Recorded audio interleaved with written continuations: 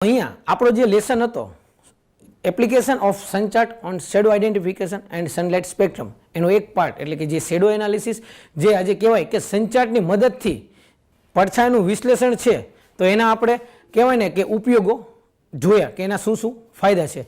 તો એના પછીનો હવે બીજો ટોપિક એ છે સૂર્યપ્રકાશ સ્પેક્ટ્રમ જેને આપણે કહીએ છીએ સનલાઇટ સ્પેક્ટ્રમ.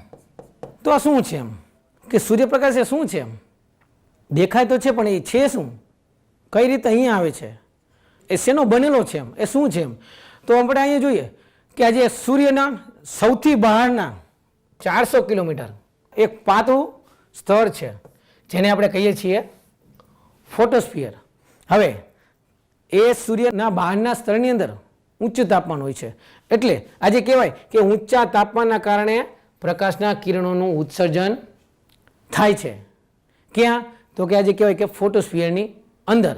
હવે એ છે પ્રકાશ એ શું છે તો કે એક પ્રકારના એ કહેવાય કે ફોટોનના કણોના તરંગ સ્વરૂપે એને કહી શકાય. આજે જે કિરણ છે એ શું છે તો કે ફોટોનના એક પ્રકારનું તરંગ છે, એ પૃથ્વી સુધી પહોંચે છે અને આપણને પ્રકાશ મળે છે. તો એને આપણે કહી શકીએ છીએ સનલાઇટ સ્પેક્ટ્રમ તરીકે.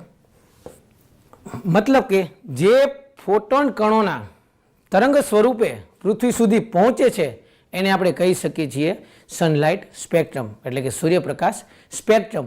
જે પ્રકાશ છે એનું જે વિશ્લેષણ થાય છે અને પ્રકાશના જે કિરણો છે એ કિરણો કયા કયા પ્રકારના હોય છે